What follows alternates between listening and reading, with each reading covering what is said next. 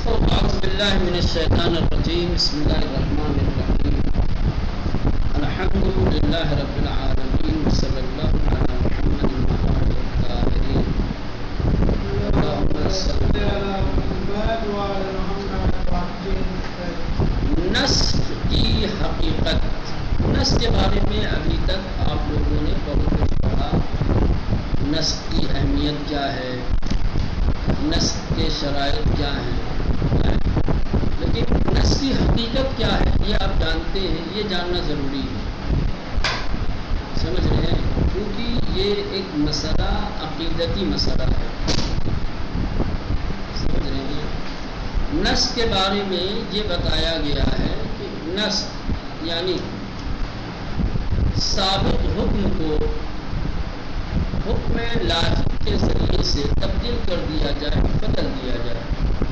پہلے ایک کوئی حکم بیان کیا گیا ہو، کوئی ایک حکم خدا کی طرف سے آیا ہو، اور پھر خدا کی طرف سے اسی کی جگہ پر ایک دوسرا حکم آ جائے اور پہلے والے حکم کو ہٹا دیا جائے، تو اس کو کہتے ہیں نسخ. جیسے قبلہ کے سلسلے میں کہ اسلام کے ابتدائی دور میں بیت المقدس قبلہ تھا. ٹھیک، قبلہ بیت المقدس تھا. بیت المقدس کی طرف رخ کر کے نماز پڑھتے. نماز کے دوران اللہ کا حکم آیا کہ میرے نبی اپنے چہرے کو خانہ کعبہ کی طرف موڑ دیجیے. اب قبلہ بیت المقدس میں کعبہ ہے. پہلے بیت المقدس حکم خدا کی بنا پر پہلے بیت المقدس قبلہ تھا، اور پھر ایک دوسرا حکم آیا اللہ کا کہ اب قبلہ کیا ہے، خانہ کعبہ ہے. پہلا والا حکم جو بیت المقدس کے سلسلے میں تھا وہ حکم کیا ہو گیا مولانا؟ نسخ ہو گیا. اس کے ذریعے سے یہ نئے حکم کی وجہ سے، نئے والے حکم کے ذریعے سے اس کو نسخ کہتے ہیں. یقینی طور پر اگر آپ نسخ کو دیکھیں گے تو یہ ایک طریقے سے نظر ثانی ہے. کیا مولانا؟ اس طریقے کی جو تبدیلی ہوتی ہے، اس طریقے کی تبدیلی نظر ثانی کی وجہ سے ہوتی ہے. سمجھ رہے ہیں؟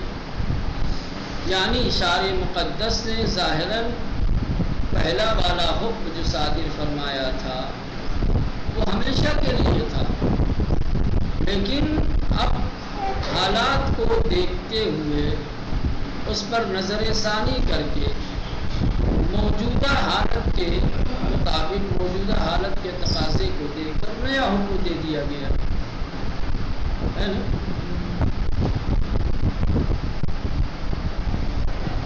اب کہنے کا مطلب یہ ہے کہ ایک حکم اللہ نے بیان کیا تھا،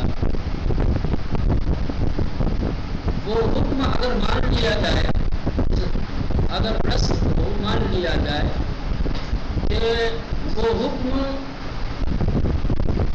معین مدت کے لیے تھا، تو ابھی کل پڑھا ہے آپ نے شرائط کہ اگر کوئی حکم معین مدت کے لیے ہو اور پھر اس کی جگہ پر کوئی نیا حکم آ جائے تو اس کو نسخ نہیں کہا جاتا ہے. تو لازم اور ضروری ہے کہ نسخ میں جس حکم قبلی کو پہلے والے حکم کو بدلا جا رہا ہے وہ معین مدت کے لیے نہ رہا ہو. تو اگر حکم قبلی سابق معین مدت کے لیے نہیں تھا، ہمیشہ کے لیے تھا، تو جب نیا حکم آیا کیوں؟ اب کہیں گے نیا حکم کیا ہے؟ وقت کا تقاضا ہے. سمجھ رہے؟ حالات کو دیکھ کر، وقت کے تقاضے کو دیکھ کر کے حکم قبلی میں ایک نظر ثانی کی گئی اور پھر دوسرا حکم کیا ہے لاگو کر دیا گیا، دوسرا حکم صادر کر دیا گیا. اب سوال یہ پیدا ہوگا کہ اگر حکم ثانی نظر ثانی کی وجہ سے ہے تو اس کا مطلب یہ ہوا کہ خدا حکم ثانی سے لا علم تھا، پہلے ہی بنا دیا.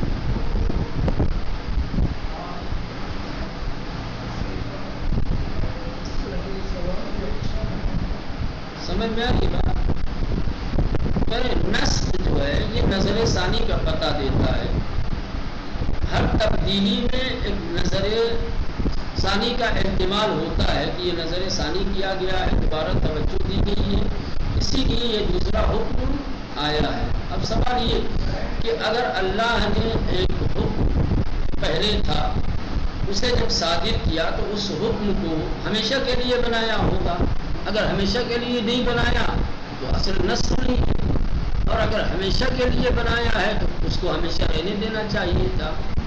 اب اگر بدل رہا ہے چاہے جس وجہ سے، چاہے وقت کا تقاضا ہو، چاہے حالات ہو، چاہے ضرورت ہو، جو بھی آپ کہہ لیں، ٹھیک، تو اب یہ جو حکم ثانی آئے گا، یہ حکم ثانی سے انسان کے ذہن میں یہ سوال پیدا ہوگا کہ پھر اس کا مطلب یہ کہ خدا حکم ثانی سے لا علم تھا، اسی لیے پہلے نہیں بنایا آج بنا رہا ہے۔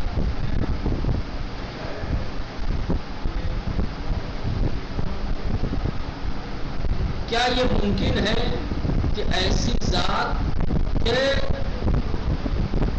جس کے علم کے احاطے میں ہر چیز ہو، حکم ثانی کا علم اس کے پاس ہو؟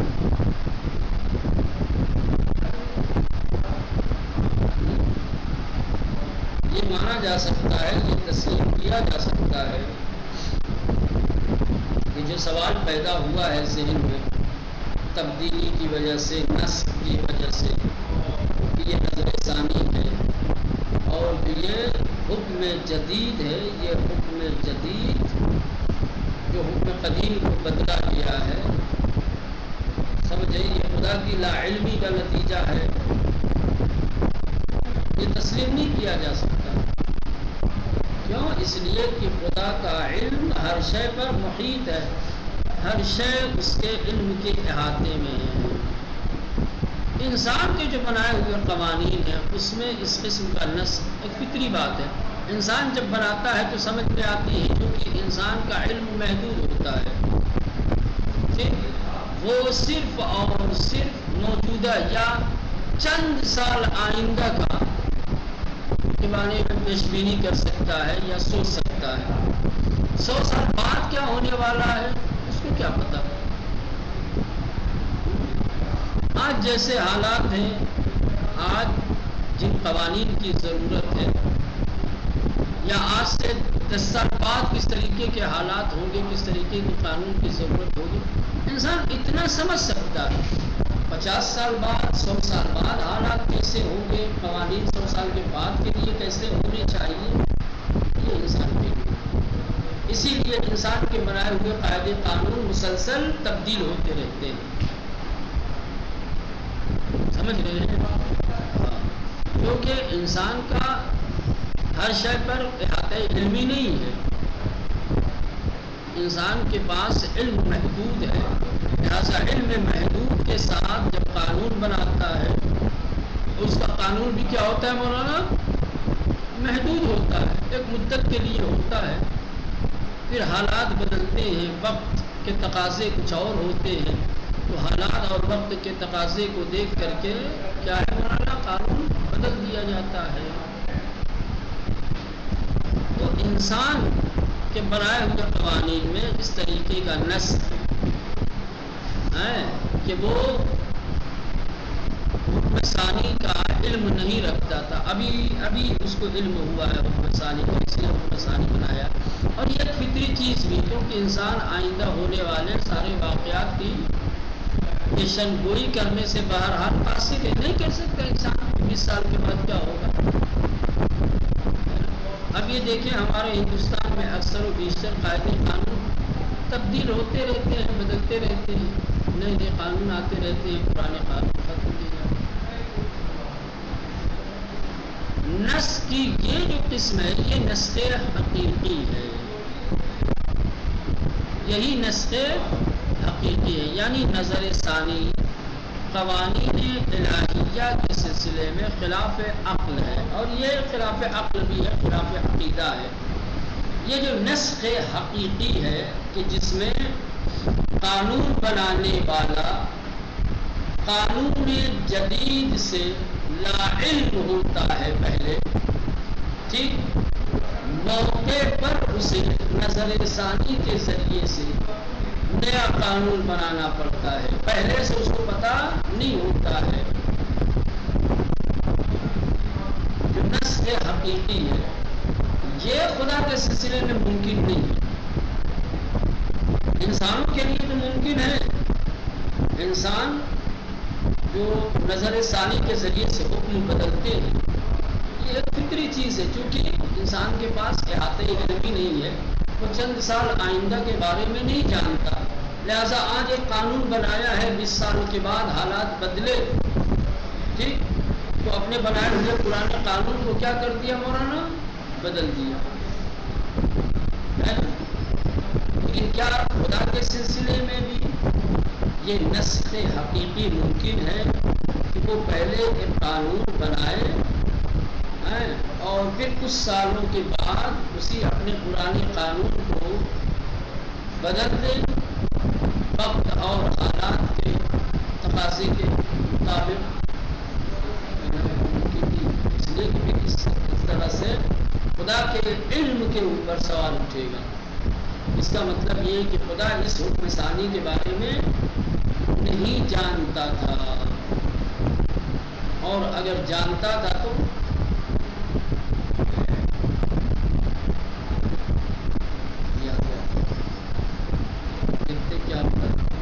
کہنے کی یہی وجہ ہے کہ الہی شریعتوں میں نسخ حقیقی نہیں ہے۔ جتنی بھی شریعتیں بدلی ہیں، تبدیل ہوئی ہیں شریعتیں، یعنی قانون بدلے، شریعتوں میں، الہی شریعتوں میں نسخ تو ہے لیکن نسخ حقیقی نہیں ہوگا، اس لیے کہ نسخ حقیقی مان لیا جائے تو خدا کا علم زیر سوال چلا جائے گا۔ پھر کیا ہے شریعتوں کا نسخ ظاہری ہوگا، یعنی لوگوں کے خیال میں بظاہر نسخ ہوتا ہے، جبکہ باقیاً یہ نسخ نہیں ہوتا ہے۔ خداوند متعال پہلے ہی جو پرانا والا حکم بناتا ہے تو اسی وقت خدا کے علم میں ہوتا ہے کہ میرا یہ قانون ایک معین مدت تک ہوگا، منتہا اس معین مدت سے لوگوں کو آگاہ نہیں کرتا۔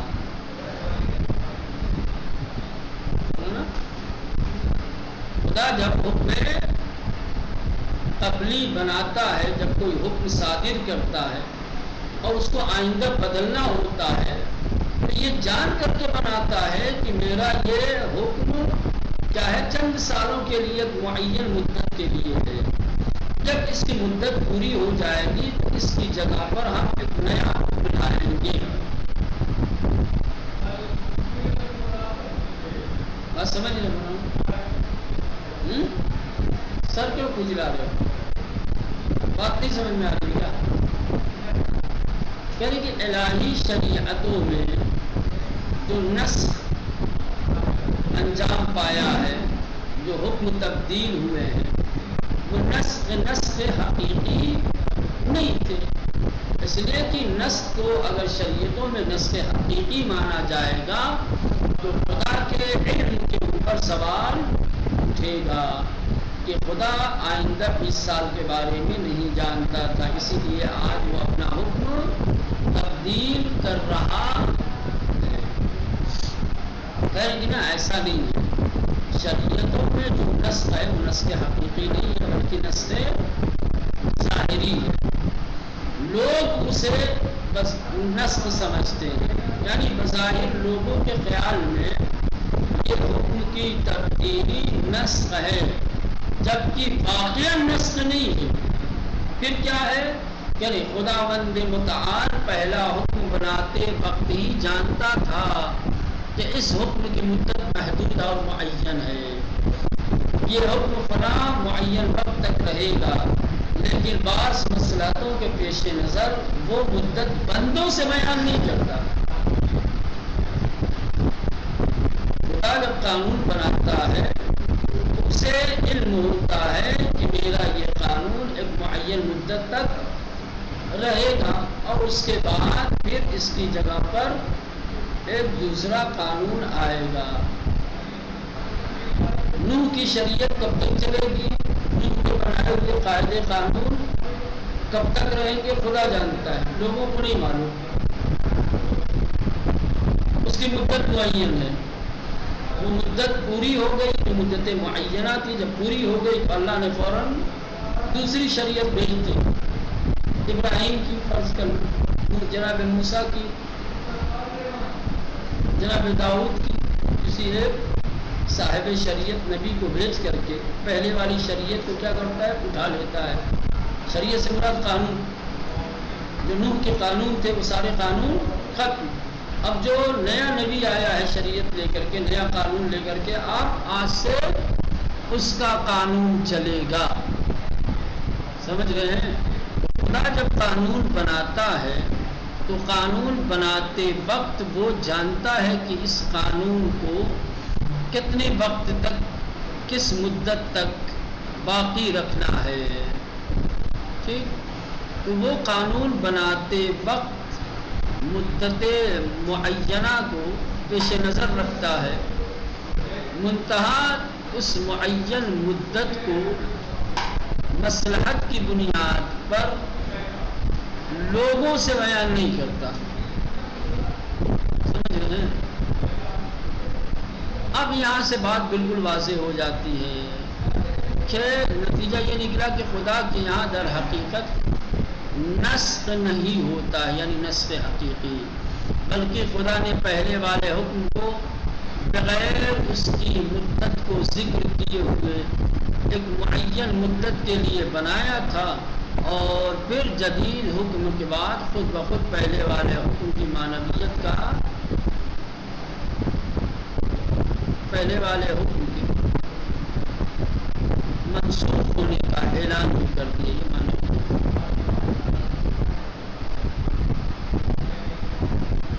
پہلے والے حکم کی معنویت منسوخ ہونے کا اعلان بھی کر دیا، یعنی نیا حکم آیا، بتا دیا کہ اب آج سے تمہارے لیے یہ حکم جدید ہے، حکم قدیم نسخ ہو گیا ہے، حکم قدیم کی مدت تمام ہو گئی ہے۔ مولانا سمجھ میں آیا کہ نہیں؟ دیکھیں اس مسئلہ نسخ کو ایک مرتبہ آپ انسانوں کے متعلق سوچ کر دیکھیں، ایک مرتبہ ذات پروردگار کے متعلق سوچ کر دیکھیں، سمجھ رہے؟ جب آپ حکم کی تبدیلی کے مسئلے کو، یعنی نسخ کو، نسخ یہی نا حکم کا تبدیل ہونا، سمجھ رہے؟ جب انسانوں کی بنسبت دیکھیں گے تو ہر نسخ میں، ہر حکم کی تبدیلی میں آپ کو نظر ثانی ملے گی، نظر ثانی نہ ہو تو حکم بدلے گا ہی نہیں، حکم کی تبدیلی نظر ثانی کی وجہ سے ہوتا ہے، ٹھیک؟ اب یہ مسئلہ، تو کیا خدا نے جو حکم تبدیل کیے، خدا کا بھی حکم تبدیل کرنا نظر ثانی ہے، یا اور واضح کروں، حکم کی تبدیلی نظر ثانی کی وجہ سے ہوتی ہے، اور ہر نظر ثانی کیا ہے، لا علمی کا پتہ دیتی ہے، دو چیزیں، حکم کی تبدیلی نظر ثانی کا نتیجہ ہے، نظر ثانی لا علمی کا نتیجہ ہے، یہ انسان کی، کیا خدا کے متعلق بھی آپ ایسے ہی قضاوت کریں گے کہ اللہ نے جو شریعتوں میں نسخ کیا ہے، جو قوانین تبدیل کیے ہیں، تو کیا خدا کا قوانین کا بدلنا اور نسخ کرنا وہ بھی نظر ثانی اور لا علمی کا نتیجہ ہے؟ کہ نا؟ کیوں؟ جواب کیا ہے؟ جواب اس کا یہ ہے کہ شریعتوں میں نسخ دو طریقہ ہے، ایک نسخ حقیقی اور ایک نسخ ظاہری۔ نسخ حقیقی یہی ہے جو ابھی بیان کیا گیا کہ جو نظر ثانی کا نتیجہ ہوتی ہے اور لا علمی کا پتہ دیتی ہے۔ تو شریعتوں میں جو نسخ ہوا ہے وہ حقیقت میں نسخ نہیں ہے، نسخ حقیقی نہیں ہے، جو یہ سوال کھڑا ہو اور خدا کے علم کے اوپر اعتراض ہو۔ شریعتوں میں نسخ تو ہے لیکن نسخ حقیقی نہیں ہے کہ علم خدا کے اوپر سوال کھڑا کیا جائے اور خدا کے علم کو محدود سمجھا جائے. پھر کیا ہے کہ نسخ ظاہری ہے. انسان جو نسخ کرتا ہے، انسان جو قانون تبدیل کرتا ہے، اس کا قانون، اس کا نسخ حقیقی ہوتا ہے. وہ لا علمی کی بنیاد پر ایسا کرتا ہے. ایک قانون آج بنا دیا، اس کو علم نہیں ہے 20 سال کے بعد کس طریقے کے حالات پیدا ہوں گے. 20 سال کے بعد دیکھا کہ نا پہلے والے قانون کی ضرورت نہیں ہے. آج کا وقت، آج کا دور، آج کا زمانہ کچھ اور ہے. موجودہ وقت کے تقاضے کچھ اور ہیں. موجودہ وقت کے تقاضوں کو دیکھ کر کے پہلے والے حکم کو کیا کر دیا مولانا؟ لغو کر دیا اور اس کی جگہ پر ایک نیا حکم لے آئے. چونکہ یہ نہیں جانتے تھے کہ ہمیں بدلنا پڑے گا. ٹھیک، انسان کے پاس اتنا علم ہی نہیں کہ وہ 20 سال 50 سال بعد کے حالات کی پیشن گوئی کر سکے.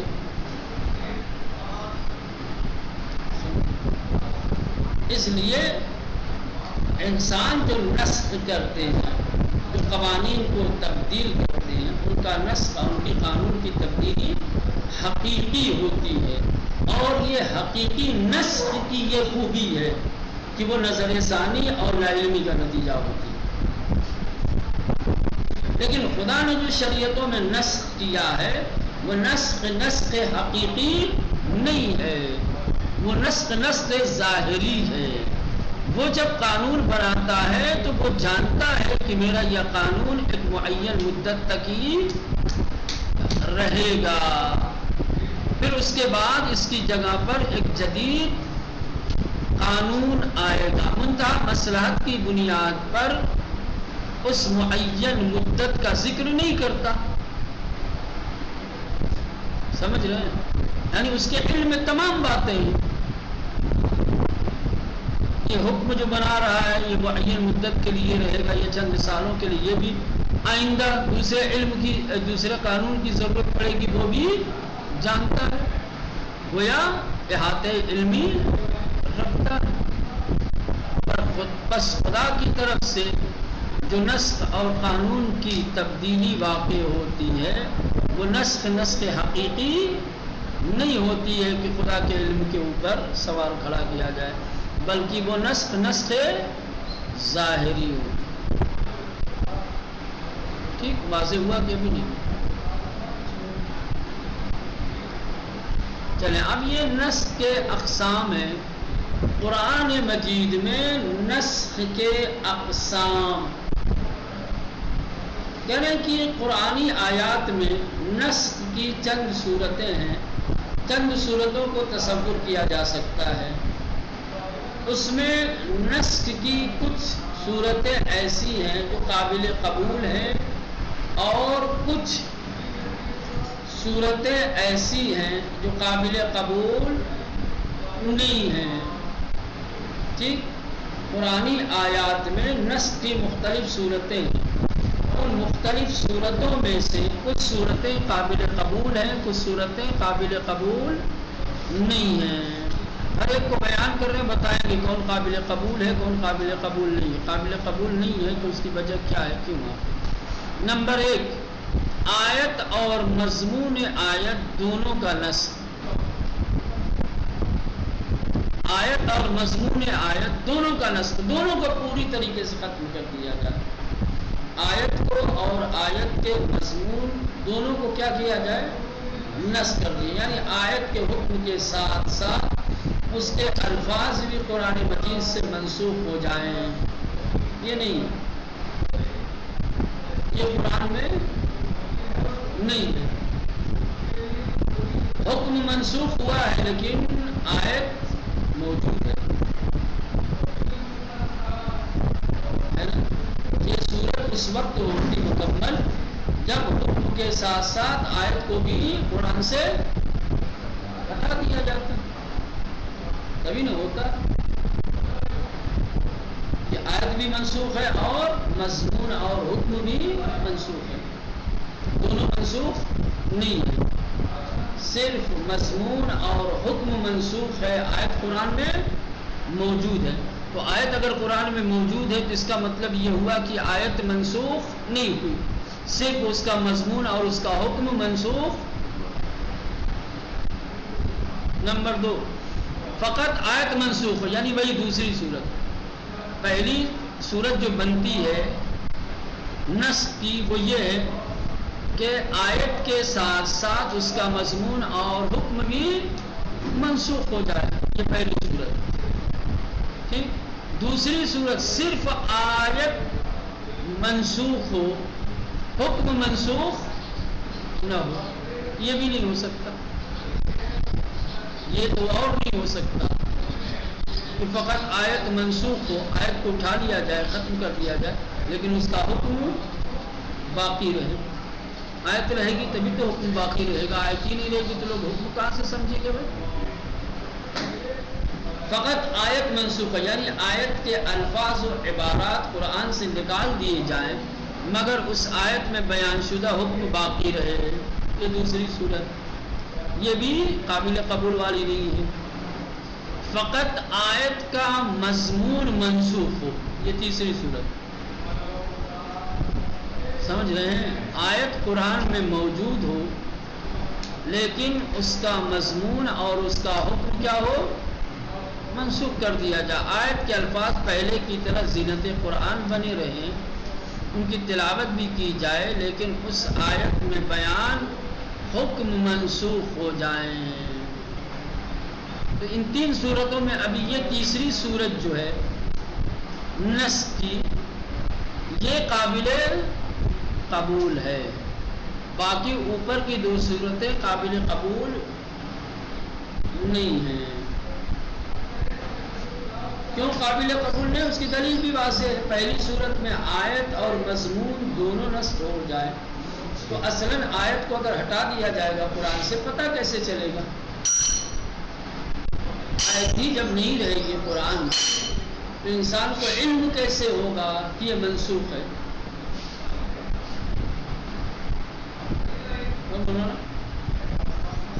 ممکن نہیں ہے کہ آیت اور مضمون یا حکم کو ایک ساتھ منسوخ کر دیا جائے. دوسرے صرف اور صرف آیت منسوخ ہو، حکم باقی ہو، یہ بھی ممکن نہیں ہے. اس لیے کہ آیت جب قرآن میں نہیں رہے گی تو حکم کہاں سے، ہم حکم کا علم کیسے ہوگا؟ سمجھ لیں. تیسری صورت صرف مضمون اور حکم منسوخ ہو، آیت موجود ہو، یہ سمجھ میں آتا. چوتھی صورت نسخ مشروط، یہ وہی تیسری صورت ہے جس کا بیان صفحہ نمبر 99 پہ کیا جا چکا ہے. البتہ اس فرق کے ساتھ کہ سابق حکم جن حالات کے سبب نسخ ہوگا ان کے دور ہونے کے بعد منسوخ حکم دوبارہ نافذ ہو جائے گا. نسخ مشروط یعنی وہی جو کل بیان کیا تھا، شرائط نسخ میں. سمجھ رہے ہیں؟ تو حکم سابق جو ہے خاص حالات میں نسخ ہوگا، اور اگر پھر موقع پڑا، پھر حالات ایسے پیدا ہوئے کہ جو حکم سابق تھا وہ پلٹ آئے، یہ حکم جدید منسوخ ہو جائے، پھر ایسا بھی ہو سکتا ہے کہ حکم منسوخ دوبارہ اپنی جگہ پر آ جائے اور نیا والا جو حکم ہے یہ حکم منسوخ ہو جائے. بعض صورت تو نتیجہ یہ نکلا کہ ناسخ و منسوخ دونوں ہی حالات اور شرائط کے پیداوار ہیں. ناسخ اور منسوخ یہ حالات کے پیداوار ہوتے ہیں. حالات کے پیش نظر یہ چیز وجود میں آتی ہے. چلیں باقی بعد میں دیکھیں.